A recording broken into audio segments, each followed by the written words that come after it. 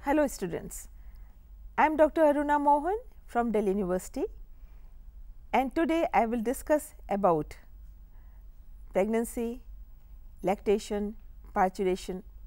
In the previous episode, we discussed about fertilization, movement of fertilized egg, zygote from fallopian tube to the uterus, and its implantation in the uterine endometrium, and also hormonal interplay with the concept of synergistic action. One example of synergistic action was menstrual cycle, other is pregnancy. And I am going to discuss one more example of synergistic action of hormones, and that will be parturition, and the fourth will be lactation. In this particular slide, you can see baby in the womb of mother. You can see the placenta, the cord, and also you can see the head near the vaginal opening of the womb. Now, when baby is growing in the uterus, so many changes, the hormonal changes and otherwise are taking place.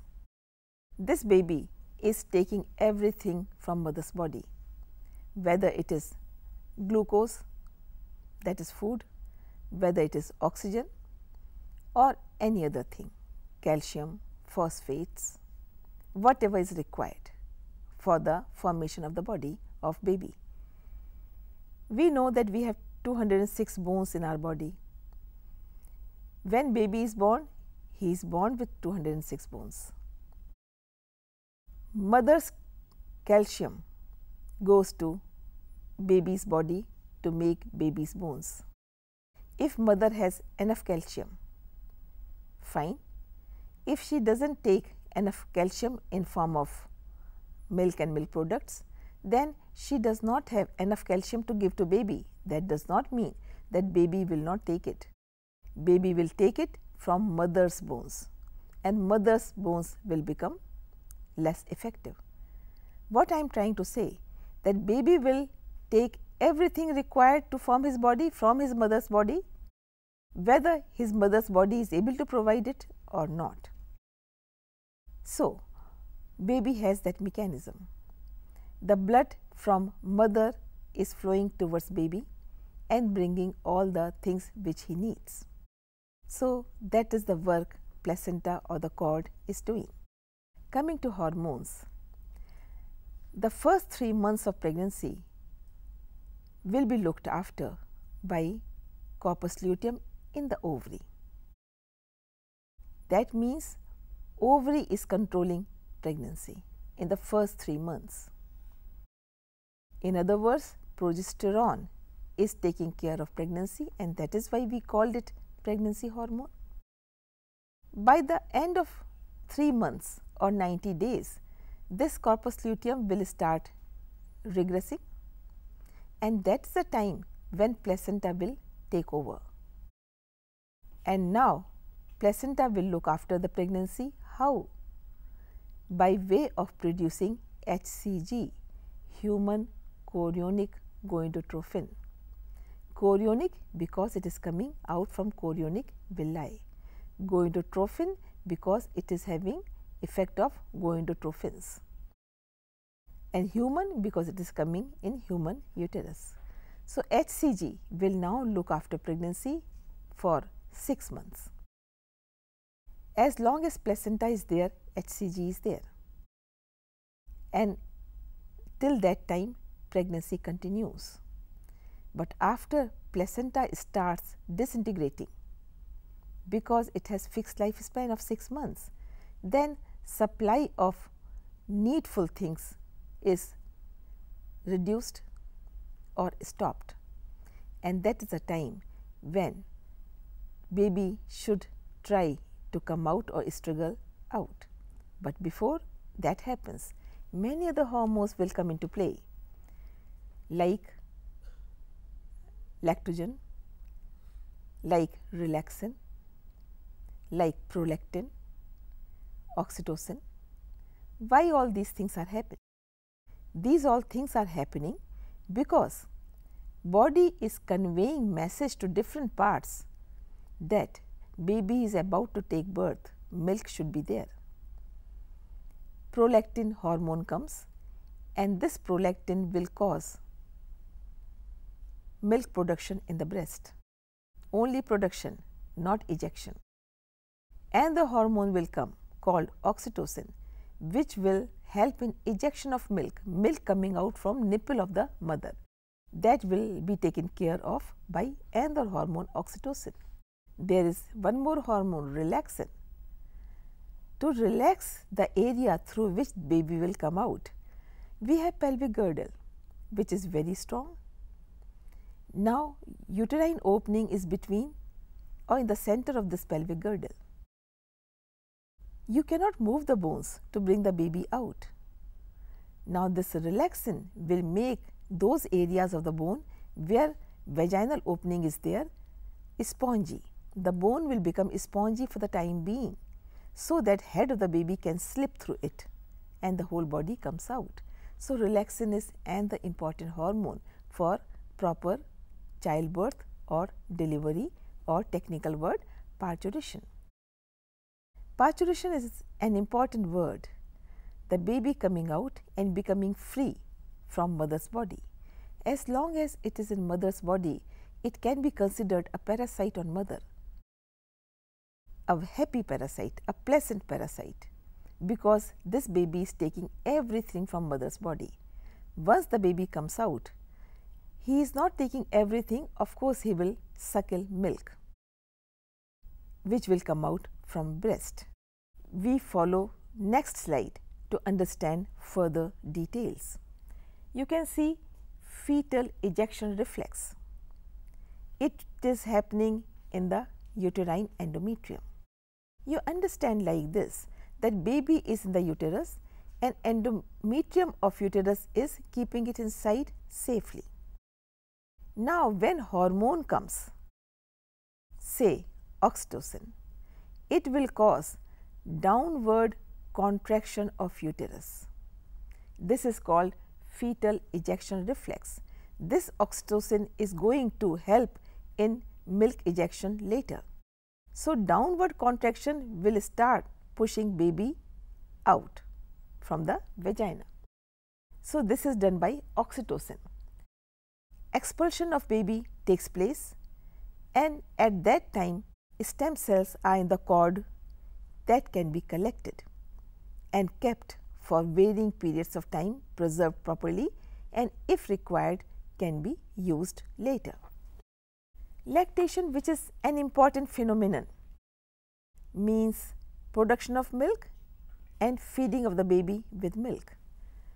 This is wonderful thing in human body, in human female, that she can produce milk from her body at the time of childbirth and little afterwards also. As long as mother is feeding the baby, the breastfeeding, the next cycle will not become. Menstrual cycle, which you have understood in previous sessions, is an indication of fertility. Ovulation took place, fertilization took place, implantation, pregnancy and childbirth. Now, menstrual cycle will not set in as long as the mother is feeding the baby or as long as lactation is going on. So, it becomes natural family planning method. If there is no menstrual cycle, there is no ovulation, there is no pregnancy. Lactation is another example of synergistic action of hormones, because it involves hormone prolactin to produce the milk in the breast, hormone oxytocin to eject the milk from the nipples, and growth hormone for the growth of breast. Milk ejection is a reflex, very complex reflex. Oxytocin helps it, but more it is helped by suckling stimulus, suckling by the baby. If baby suckles the nipple, then automatically the milk will come out. So, presence of oxytocin is must and suckling stimulus is also must. That means, mothers should try to feed baby many times in a day, so milk is automatically produced. So, that is the milk ejection reflex. The first milk which comes out is called colostrum, which is very, very important. The first milk should definitely be fed to the newborn because it is going to give immunity to the baby. You are aware of the fact that when baby is born, he does not have immune system, and that is why baby is given so many vaccinations, because he does not have much of immunity. The baby is kept so carefully that he should not get any infection because immune system is not developed. But he is born with a gland called thymus, which is present at the level of heart. It will gradually make the framework for immune system, fill it with antibodies and other cells, and by the time the child reaches puberty, the immune system is ready.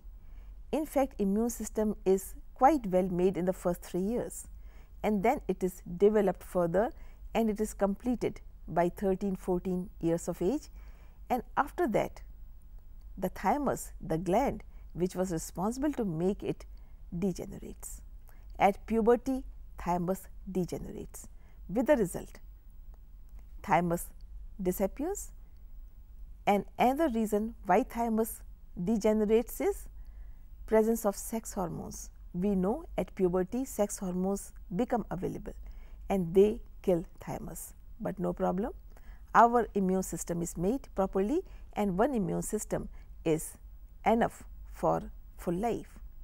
But if one is caught by AIDS, what is AIDS? Immune system is damaged or affected. So, now if immune system is affected, we do not have another thymus to make another immune system, and that is why disease like AIDS has become so serious. So, in the absence of immune system in the newborn baby, the good way to give little immunity is to feed the child with the first milk, which contains colostrum, and it will develop the initial immunity for baby to fight with little infections here and there. Not only this, breastfeeding also helps baby to have some good wavelength with mother or with parent, and this baby will have more confidence. This baby is going to be more stable and more composed compared to the one who was not fed with mother's milk. So, this is a matter of understanding for all the human females that when they give birth to the baby, they should feed the baby with the breast milk as long as possible, at least minimum of 6 months. It will also save them from next pregnancy for that much of period, and it will also reduce weight of the female, because there is tendency to put on weight in the abdomen or near the shoulders after delivery. That will be taken care of by lactation. That weight or that growth or that fat will reduce because of lactation. So, a female is benefited by lactation and also the baby is benefited. And lactation is another example of synergistic action of hormones. With this, we come to the end of this session. Thank you.